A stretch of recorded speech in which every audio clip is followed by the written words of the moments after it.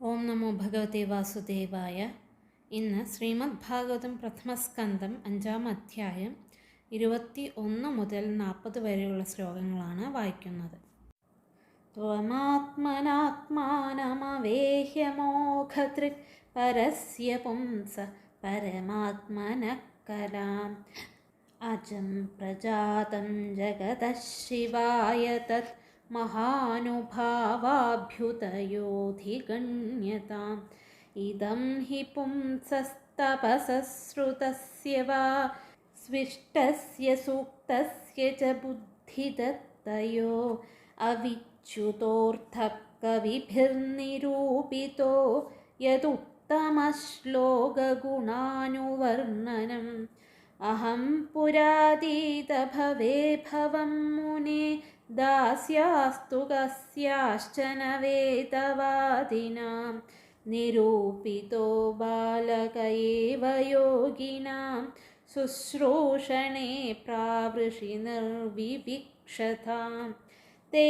മയ്യപേദാഖില ചാപലേർഭഗേ ദാന്തേ ധൃതക്രീഡനകേനുവർത്തിനി ചക്രുകൃപാം യദ്യപി തുല്യദർശനാ ശുശ്രൂഷമാണേ മുനയോൽപഭാഷിണി ഉച്ഛിഷ്ടലേപാനനുമോദിതോ ദ്വിജൈഃ സകൃത്സ്മ ഭുഞ്ജേ തതപാസ്തകിൽപിഷ ഏവം പ്രവൃത്തസ്യ വിശുദ്ധചേതസസ്തദ്ധർമ്മ ഏവാത്മരുചി പ്രജായത്തെ തത്രാന്വഹം കൃഷ്ണകഥാപ്രഗായതാമനുഗ്രഹേണാശൃണവം മനോഹരാ താ ശ്രദ്ധയാ മേനുപദം വിശൃണ്വത പ്രിയസ്രവസ്യംഗമമാഭവദ്രുചി തസ്മിൻസ്തഥാ ലബ്ധരുചേർമഹാമുനെ പ്രിയസ്രവസ്യ സ്ഖലിതാമതിർമമ യയാഹമേതത്സതസത്സ്വമായയാ പശ്യേമയി ബ്രഹ്മണി കൽപ്പിതം പരേ ഇത്തം ശരത്പ്രാവൃഷികാവൃതൂ ഹരേർവിശൃണ്വതോ മേനുസവം യശോമലം സങ്കീർത്യമാനം മുനിഭിർമഹാത്മഭിർഭക്തി പ്രവൃത്താത്മരജസ്തമോപഹ തസ്യൈവം മേനുരക്തസ്യ പ്രസൃതസ്യ ഹതൈനസ ശ്രദ്ദധാനസ്യ ബാലസ്യ ദാന്തസ്യാനുചരസ്യ ച ജ്ഞാനം ഗുഹ്യതമം യത്തത് സാക്ഷാത് ഭഗവതോദിതം അന്വവോചൻ ഗമിഷ്യന്ത കൃപയാ ദീനവത്സലാ ഏനൈവാഹം ഭഗവതോ വാസുദേവസ്യ വേധസ മായാനുഭാവമവിതം യേന ഗച്ഛന്തി തത്പദം ഏതത് സംസൂചിതം ബ്രഹ്മം സ്ഥാപത്രയചികിത്സിതം യതീശ്വരേ ഭഗവതി കർമ്മ ബ്രഹ്മണി ഭാവിതം ആമയോ യശ്ച ഭൂതാനാം ജായത്തെ യേന സുവ്രത തദേവ ഹ്യാമയം ദ്രവ്യം ന പുനാതി ചികിത്സിതം ഏവം നൃണാം ക്രിയായോഗാ സർവേ സംസൃതിഹേതവ തയേവാത്മവിനാശായ കൽപ്പന്തേ കൽപ്പിതാ പരേ യദത്ര ക്രിയതേ കർമ്മ ഭഗവത്പരിതോഷണം ജ്ഞാനം യത്തദധീനം ഹി ഭക്തിയോഗസമന്വിതം കുർവാണായത്ര കർമാണി ഭഗവച്ഛിക്ഷയാ സകൃത് ഗൃണന്തി ഗുണനാമാനി കൃഷ്ണസ്യാനുസ്മരന്തി ച നമോ ഭഗവതേ തുഭ്യം വാസുദേവായ ധീമഹി പ്രദ്യുമ്നായ അനിരുദ്ധായ നമഃ സംഘർഷണായ ച ഇതി മൂർത്യഭിധാനേന മന്ത്രമൂർത്തിമമൂർത്തികം യജതേ യജ്ഞപുരുഷം സ സമ്യക് ദർശനഃ പുമാൻ ഇമം സ്വനിഗമം ബ്രഹ്മന്ന വേദ്യമതനുഷ്ഠിതം അതാന്മേ ജ്ഞാനമൈശ്വര്യം സ്വസ്മിൻ ഭാവം ച കേശവ. त्वमप्यदभ्रश्रुतविश्रुतं विभो समाप्यते येन विधां बुभुत्सितं प्रख्याहि दुःखैर्मुहुरर्दितात्मनां संक्लेशनिर्वाणमुशन्ति नान्यथा इति श्रीमद्भागवते महापुराणे पारमहंस्यां संहितायां प्रथमस्कन्धे व्यासनारदसंवादे പഞ്ചമോധ്യായഃ. ശ്രീമദ് ഭാഗവതം പ്രഥമസ്കന്ധം 5-ാം അധ്യായത്തിലെ 21 മുതൽ 40 വരെയുള്ള ശ്ലോകങ്ങളുടെ അർത്ഥമാണ് ഇനി പറയാൻ പോകുന്നത്. ഇതിൽ വർണ്ണിച്ചിരിക്കുന്നത് വ്യാസനാരദ സംവാദത്തെക്കുറിച്ചാണ്. വ്യാസമഹർഷി ഒരുപാട് പുരാണങ്ങളും ഗ്രന്ഥങ്ങളും രചിച്ചിട്ടും മനസ്സിന് തൃപ്തി വരുന്നില്ല. ആ തൃപ്തി വരാത്തത് എന്തുകൊണ്ടാണ് എന്ന് നാരദരോട് ചോദിക്കുകയും നാരദർ അതിനുള്ള മറുപടി പറയുന്നതുമാണ് ഇതിൽ വർണ്ണിച്ചിരിക്കുന്നത്. ഇനി നമുക്ക് ശ്ലോകങ്ങളുടെ അർത്ഥം നോക്കാം. ഉത്തമ ശ്ലോക ഗുണാനുവർണ്ണനം എന്തെന്നാണോ അത് തന്നെയാണ് മനുഷ്യൻ്റെ തപസ്സിൻ്റെയും വേദശാസ്ത്രാദി ശ്രവണത്തിൻ്റെയും മഹായാഗത്തിൻ്റെയും വേദമന്ത്രോച്ചാരണത്തിൻ്റെയും ജ്ഞാനത്തിൻ്റെയും ദാനത്തിൻ്റെയും മറ്റും നശിക്കാത്ത പ്രയോജനമെന്ന് വിദ്വാൻമാരാൽ നിർണയിക്കപ്പെട്ടിരിക്കുന്നു.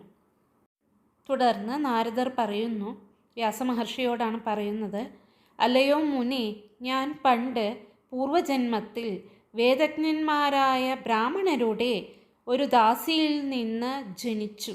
വർഷകാലത്തെ ചാതുർമാസ്യത്തിൽ ഒരിടത്ത് തന്നെ താമസിക്കുവാൻ ആഗ്രഹിക്കുന്ന ആ യോഗിമാരുടെ പരിചര്യയിൽ, അതായത് ശുശ്രൂഷണത്തിൽ കുട്ടിയായിരിക്കെ തന്നെ ഞാൻ ഏർപ്പെട്ടു വന്നിരുന്നു. ആ മുനിമാർ സമദർശികളും, അതായത് തുല്യദർശന സ്വഭാവമുള്ളവരായിരുന്നുവെങ്കിലും എല്ലാവിധത്തിലുമുള്ള ചാപല്യങ്ങളും വിട്ടിരിക്കുന്നവനായി നിയന്ത്രിതേന്ദ്രിയനായി ക്രീഡാസാധനങ്ങളൊന്നും കൈക്കൊള്ളാത്തവനായി മിതഭാഷിയായി അനുസരണയുള്ളവനായി പരിചരിച്ചു കൊണ്ടിരിക്കുന്ന ഒരു ബാലനായ എന്നിൽ കരുണ കാണിച്ചു. ബ്രാഹ്മണരാൽ അനുമോദിക്കപ്പെട്ടവനായിട്ട് അവരുടെ ഭക്ഷണാനന്തരം പാത്രത്തിൽ അവശേഷിച്ച പദാർത്ഥങ്ങളെ ഒരു നേരം മാത്രം ഭക്ഷിച്ചു കൊണ്ടിരുന്നു. അതിനാൽ അകന്നുപോയ പാപത്തോടു കൂടിയവനായും ഭവിച്ചു.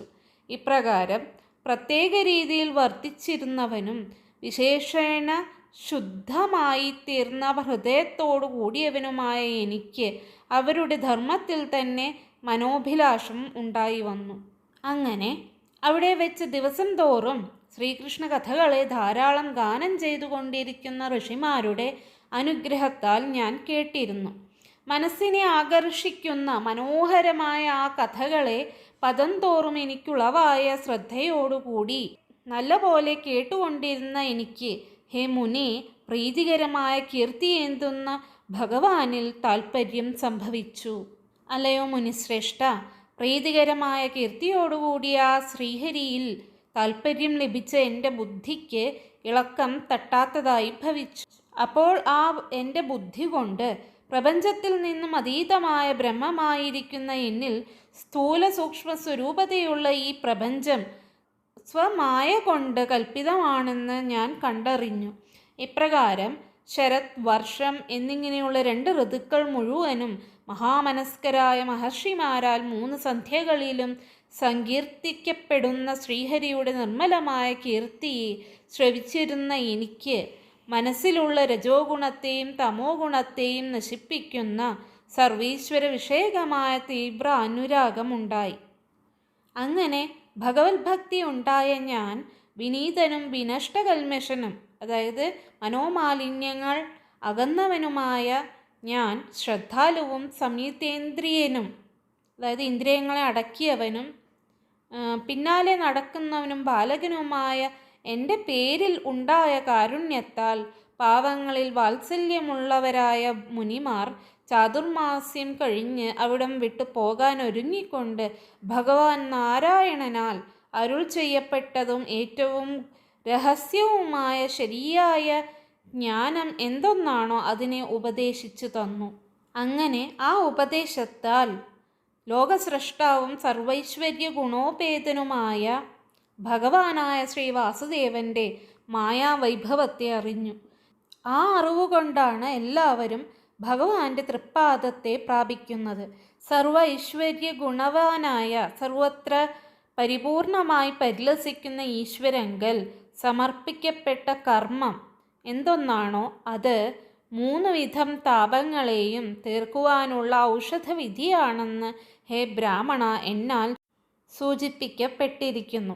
അല്ലയോ വ്രതനിരതനായ മുനി, ജീവികൾക്ക് രോഗം വന്നാൽ എന്തു ചെയ്യും? ആ രോഗത്തെ മാറ്റാൻ ഒരു ഔഷധം വേണം. ആ രോഗപദാർത്ഥം തന്നെ തനിയെ രോഗത്തെ മാറ്റുകയില്ല. അതുപോലെ കർമ്മയോഗങ്ങളെല്ലാം തന്നെയും മനുഷ്യർക്ക് സംസാര കാരണങ്ങളാകുന്നു. അവ തന്നെ ഈശ്വരന് സമർപ്പിക്കപ്പെട്ടതായി ഭവിച്ചാൽ കർമ്മനിവൃത്തിക്കും ഉതകുന്നു. അതായത് സംസാര കാരണമെന്നാൽ ജനന മരണാദി ദുഃഖങ്ങൾ. ആ ജനന മരണാദി ദുഃഖങ്ങളെല്ലാം പോകുവാൻ എന്തു ചെയ്യണം? കർമ്മയോഗങ്ങളെല്ലാം ഭഗവാനിൽ സമർപ്പിക്കപ്പെട്ടതായി വെച്ച് ചെയ്യേണ്ടതുണ്ട്. ഈ ലോകത്തിൽ ഏത് കർമ്മം ഭഗവത് പ്രീതിജനകമായും ഭക്തിയോഗത്തോടു കൂടിയതായും അനുഷ്ഠിക്കപ്പെടുന്നുവോ അതിന് അധീനമായിട്ട് തന്നെ എല്ലാ ജ്ഞാനവും സ്ഥിതി ചെയ്യുന്നു.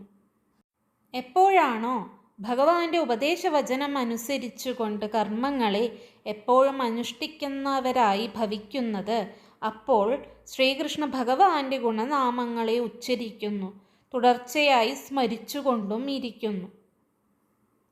വാസുദേവനായും പ്രദ്യുമ്നായും അനിരുദ്ധനായും സംഘർഷണനായും 4 പേരായി സ്ഥിതി ചെയ്യുന്ന സർവേശ്വര്യ സമ്പൂർണനായ അങ്ങയ്ക്ക് നമസ്കാരം, മനസാ നമസ്കാരം എന്നിങ്ങനെ മൂർത്തിനാമങ്ങളുടെ ഉച്ചാരണത്തോടുകൂടി മന്ത്രമാകുന്ന സ്വരൂപത്തോടു കൂടിയവനും സ്വരൂപമില്ലാത്തവനും യജ്ഞപുരുഷനുമായ ഭഗവാനെ ആരാധിക്കുന്നത് ആരാണോ ആ മനുഷ്യൻ ശരിക്കും കാഴ്ചയുള്ളവൻ ആകുന്നു, അതായത് യഥാർത്ഥ ജ്ഞാനി ആകുന്നു. ഹേ ബ്രാഹ്മണ, തൻ്റെ ഈ ഉപദേശത്തെ എന്നാൽ അനുഷ്ഠിക്കപ്പെട്ടതായിട്ട് അറിഞ്ഞ് ശ്രീ ഭഗവാൻ എനിക്ക് ജ്ഞാനത്തെയും ഐശ്വര്യത്തെയും തന്നിൽ പ്രീതിയെയും പ്രദാനം ചെയ്തു. അല്ലയോ വിദ്വാനായ വ്യാസമഹർഷേ, അങ്ങയും സർവേശ്വരൻ്റെ കീർത്തി മാഹാത്മ്യത്തെ പ്രഖ്യാപനം ചെയ്യുക. യാതൊന്നിനാൽ, അതായത് അതുകൊണ്ട് അടിക്കടി താപത്രയങ്ങൾ കൊണ്ട് പീഡിത മാനസന്മാരായ, അതായത് ദുഃഖിക്കുന്നവരായ വിജ്ഞാനികളുടെ ജിജ്ഞാസ ശമിക്കപ്പെടുന്നു. അതുകൊണ്ട് മാത്രമേ ദുഃഖശമനത്തെ അവർ പ്രാപിക്കുകയുള്ളൂ. മറ്റൊരു തരത്തിൽ അതൊരിക്കലും സംഭവ്യമല്ല. ഇനി ഈ 5-ാം അധ്യായത്തിൻ്റെ സംഗ്രഹമാണ് പറയുന്നത്. വ്യാസഭഗവാൻ തൻ്റെ മനസ്സിൻ്റെ അസന്തുഷ്ടിക്കുള്ള കാരണം എന്താണ് എന്ന് പറഞ്ഞു തരുവാൻ നാരദ മഹർഷിയോട് ആവശ്യപ്പെട്ടപ്പോൾ നാരദ മഹർഷി പറയുന്നു, ഭക്തിയോഗത്തെ പരിഗണിക്കാതെ ഇരുന്നതാണ് വ്യാസൻ്റെ ഖിന്നതയ്ക്ക്, അതായത് ദുഃഖത്തിനും അപൂർണതാ ബോധത്തിനും കാരണം. ഭക്തിവർദ്ധകമായ ശ്രീ വാസുദേവ മഹിമാനുവർണ്ണനം ഇതേവരെ വ്യാസൻ ചെയ്തില്ല. അതിനാൽ വ്യാസനാൽ രചിച്ചതായ പുരാണേതിഹാസാദികൾ അപൂർണങ്ങളായി. ഹരികഥാ പ്രപഞ്ചനമില്ലാത്ത വാങ്മയം ചെളിവെള്ളം പോലെ നിരുപയോഗമാണ്. നേരെ മറിച്ച് തെറ്റും പിഴയും ഉള്ളതായാൽ കൂടി ഭഗവാന്റെ കീർത്തനഗാഥകൾ മനഃപ്രസാദം ഉളവാക്കുന്നു. നൈഷ്കർമ്മ്യം പോലും ഭക്തിയുക്തമല്ലെങ്കിൽ ശോഭിക്കുകയില്ല. അതിനാൽ ഭഗവത് കഥകളെ വർണ്ണിച്ചുകൊണ്ട് ഭക്തിയെ ലക്ഷ്യമാക്കി ഒരു ഭാഗവത സംഹിത രചിക്കണം. അപ്പോഴേ വ്യാസന് ഹൃദയത്തിൽ ചാരിതാർത്ഥഭാവം ഉണ്ടാവുകയുള്ളൂ, അതായത് തൃപ്തി ഉണ്ടാവുകയുള്ളൂ. പൂർവജന്മത്തിൽ ദാസീപുത്രനായി ജനിച്ച ഞാൻ, അതായത് നാരദൻ, സത്സംസർഗം വഴി ലഭിച്ച സൽക്കഥാശ്രവണത്താൽ ഭക്തിയുറച്ച് പിന്നീട് കാലാന്തരത്തിൽ വിഷ്ണു പാർഷദനായി തീർന്ന സംഭവം ശ്രീ നാരദൻ ഇവിടെ ഉദാഹരിക്കുകയും ചെയ്യുന്നു. ഇത് ശ്രീമദ്ഭാഗവതേ മഹാപുരാണേ പ്രഥമസ്കന്ധേ 5-മോധ്യായഃ 5-ാം അധ്യായം അവസാനിച്ചിരിക്കുന്നു.